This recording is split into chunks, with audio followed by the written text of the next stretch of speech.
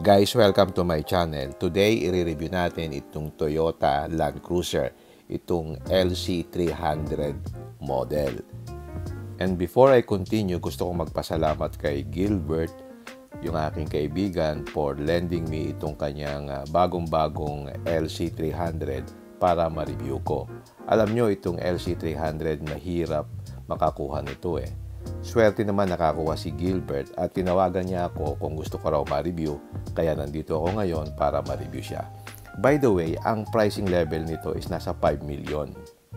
Yung ZX, which is the top of the line model, ang selling price niya is 5.74 million pesos. And then yung second variant, yung VX, sells for 5.35 million. So, ang difference nila is 392,000 pesos.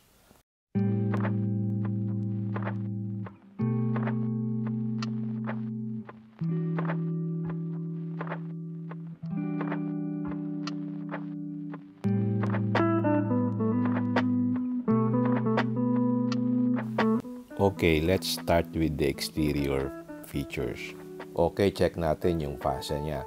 Ang una mong mapapansin, malaki yung kanyang grille, horizontal siya, merong siyang chrome accent, and then dun sa baba ng kanyang Toyota logo, nandun yung camera.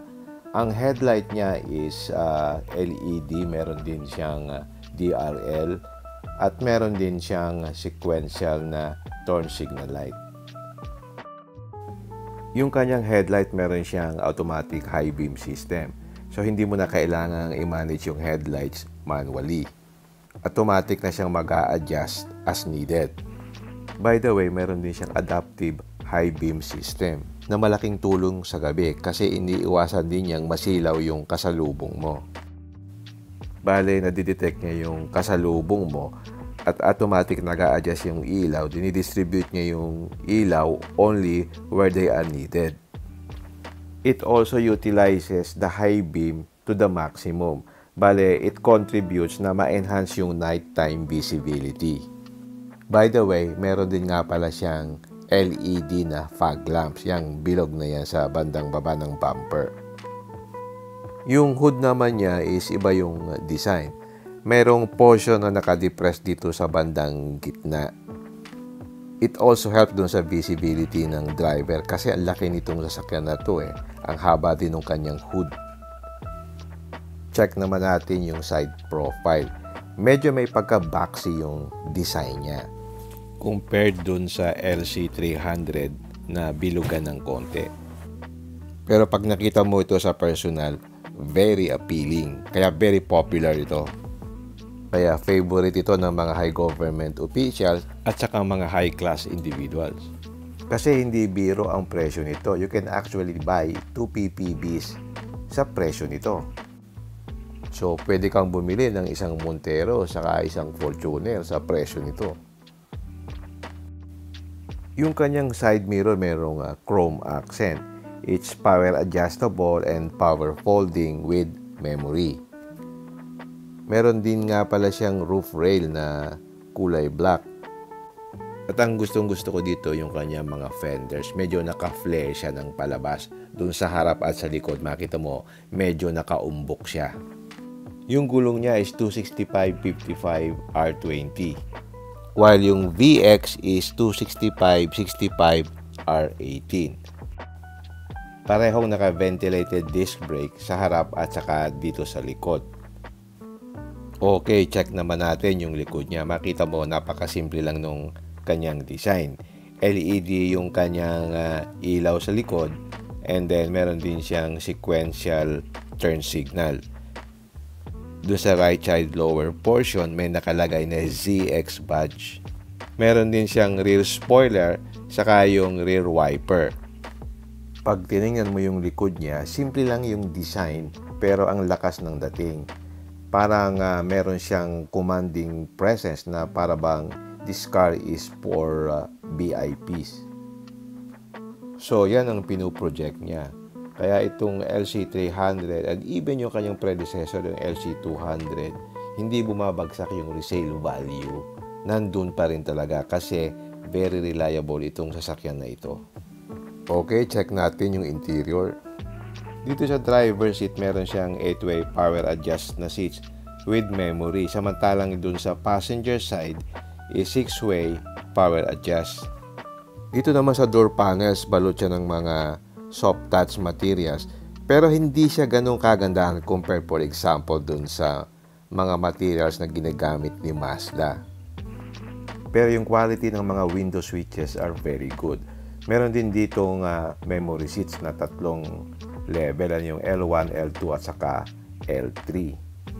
May wood trimmings dito sa handle at dito sa bandang baba nandito yung bottle holder. Hindi siya ganong kalakihan.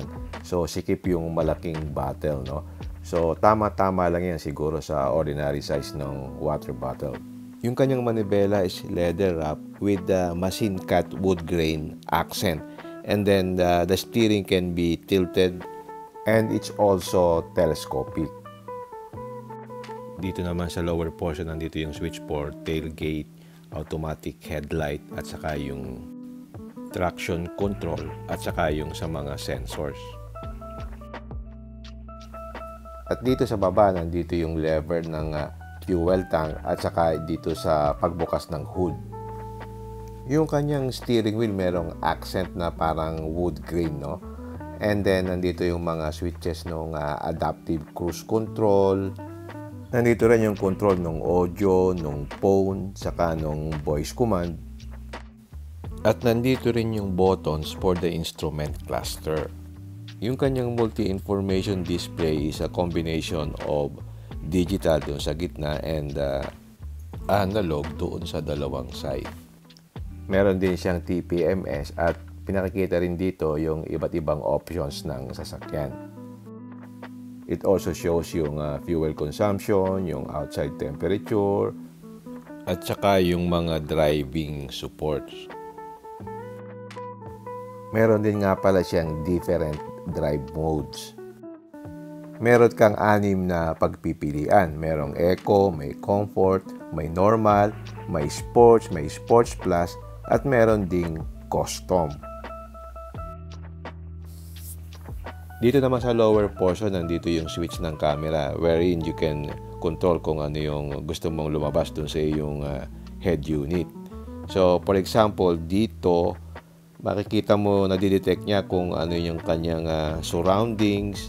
For example, kung merong obstruction sa tabi. For example, katulad ngayon, meron siyang tao dun sa tabi. Kitang-kita mo dun sa tabi, meron taong nakaupo.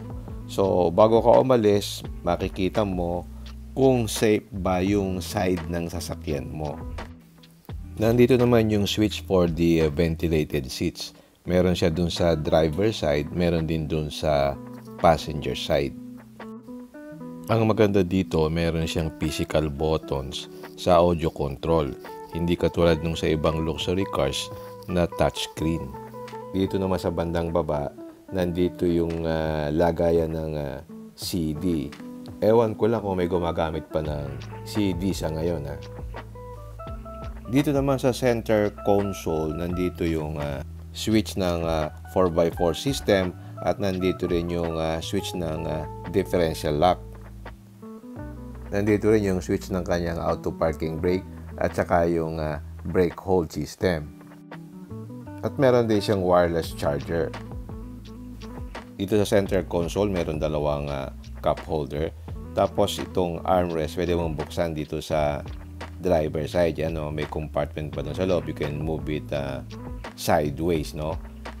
Then, mabubuksan mo rin yan doon sa passenger side. Kung passenger ang may kailangan, pwede niyang buksan yan. No?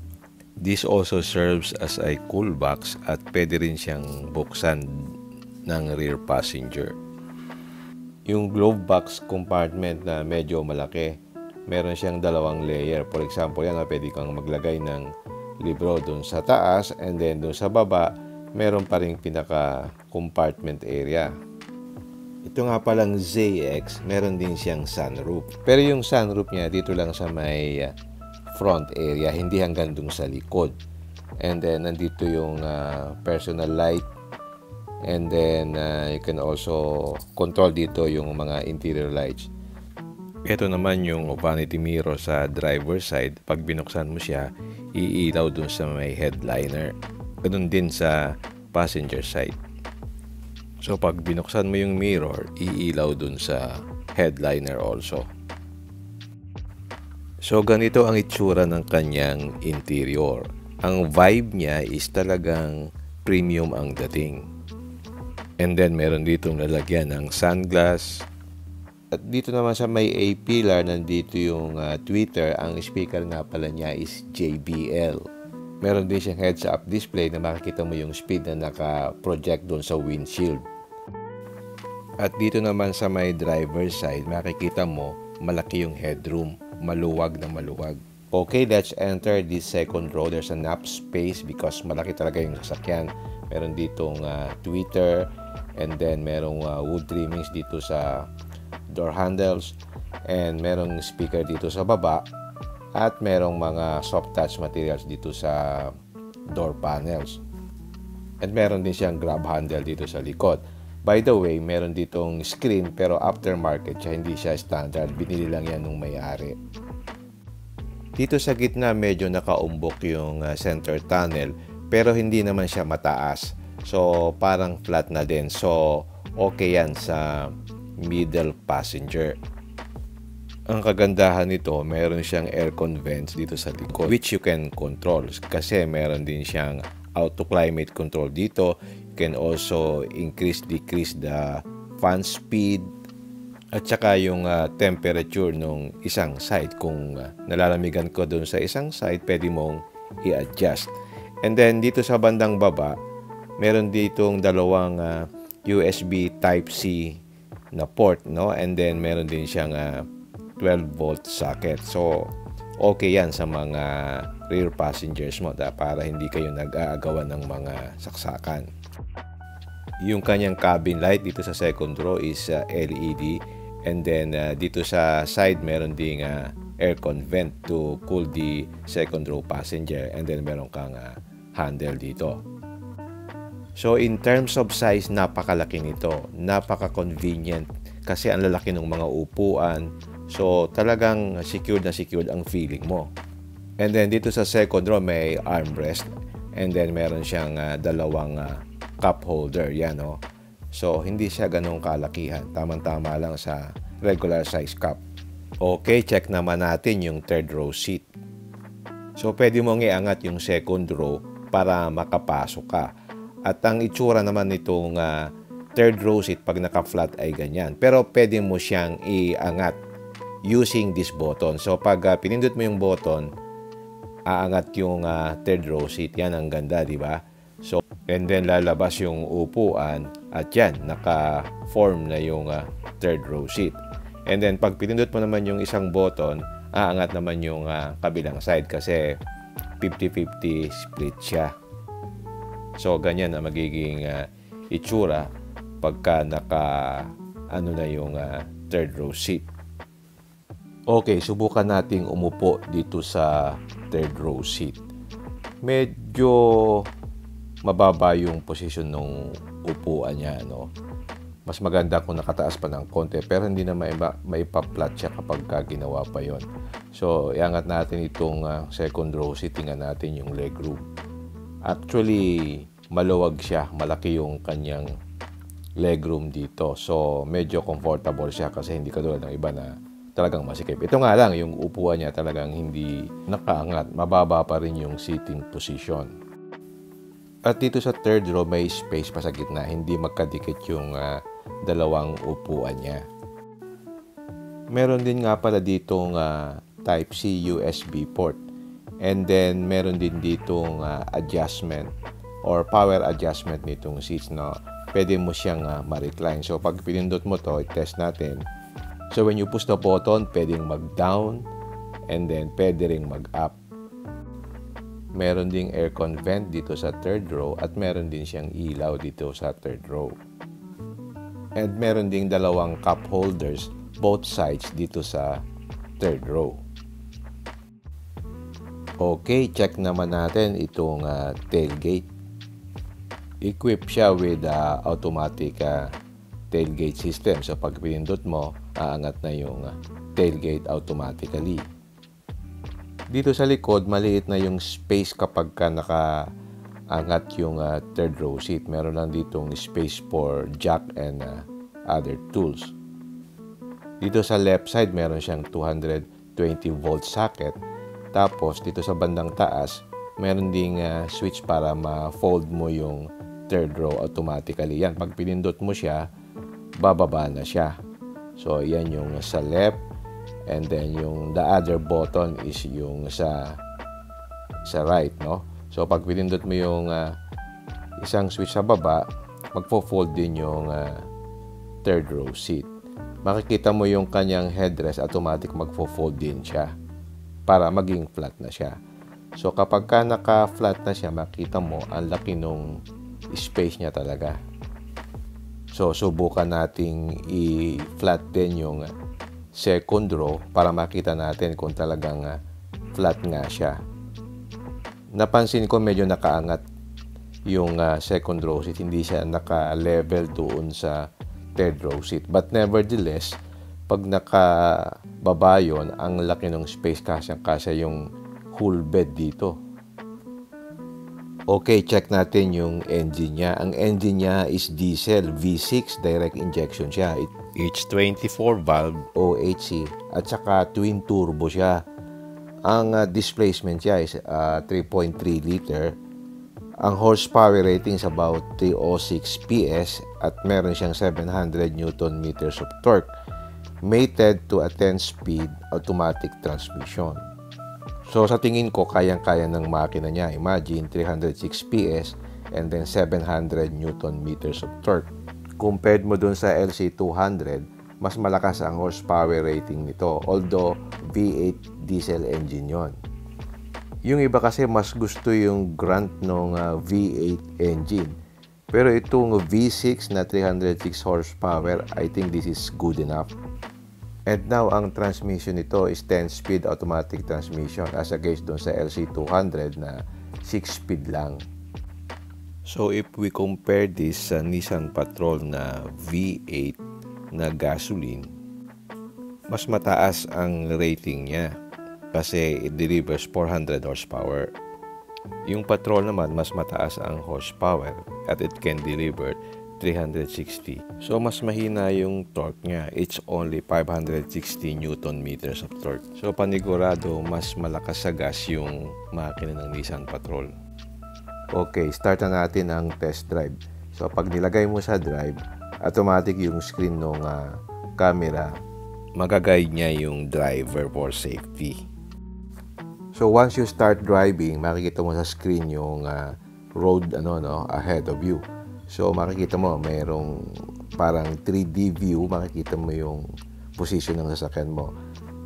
So, pag liliko ka, meron siyang parang guide para hindi ka sumabit, especially dun sa mga bangketa na hindi mo nakikita. Yan, kita yung position ng sasakyan relative dun sa road na tinatahak mo. Ang unang impression ko dito sa manibela, ang lambot niya, it's electronic power assisted steering, pero sa laki nung sasakyan, parang magaan na rin siyang dalahin. Kasi nga, malambot yung manibela. Hindi ko feel na malaki yung sasakyan, parang ordinary lang because ang gaan niyang i-drive. I-try muna nating i-park kung madali siyang i-park. Meron naman siyang guide kasi meron siyang 360 degree camera. Yun ang kagandahan ng meron kang 360 degree camera. Parang meron din siyang top view. Makikita mo talaga yung pag-park mo. Yan, na-i-park na natin ng maayos using the 360 degree camera as a guide. Lakas niya.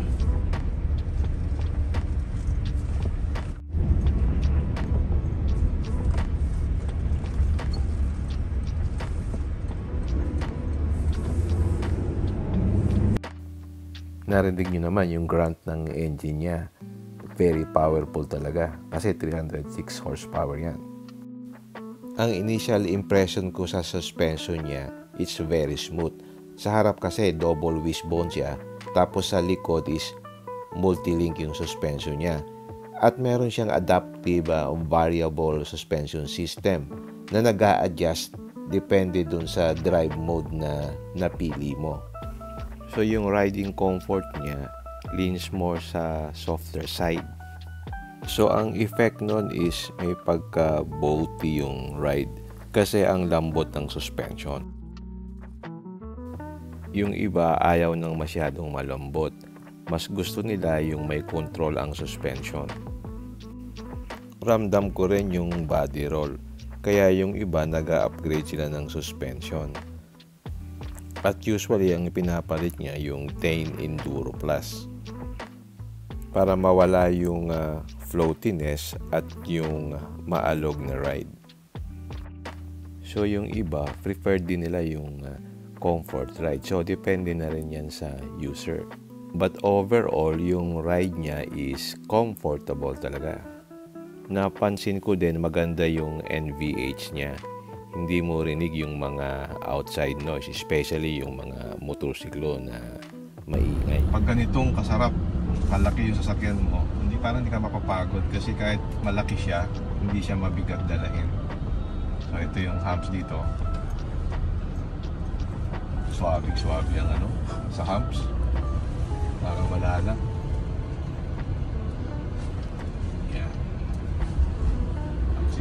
Tayo ng konti.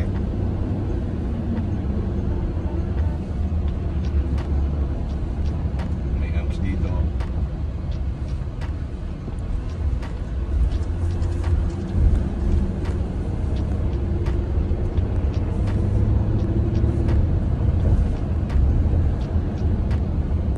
Tahimik yan. Ganda. Tingnan natin yung brake feel dito. Yung brake feel niya parang matigas kasi medyo bago pa lang ito siguro. Pero I don't think it's an issue. By the way, ang visibility niya is maganda. Pero dahil malaki yung sasakyan, you have to make adjustments in your driving. Pero hindi naman siya mahirap. Ang isa pang napansin ko dito, ang lakas ng acceleration. Kasi nga 700 Newton meters of torque ito eh. So from standstill makita mo ang lakas ng kanyang acceleration pag diniin mo yung gas pedal.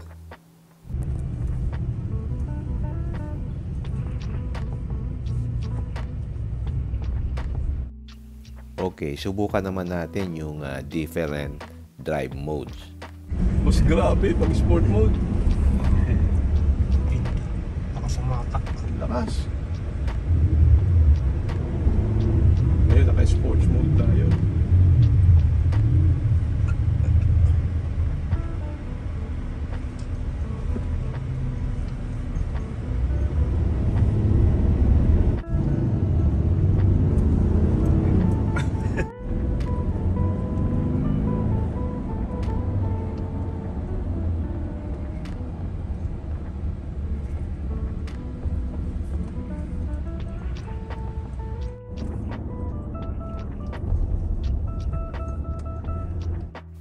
Sa ugong pa lang ng makina, alam mo ang lakas niya.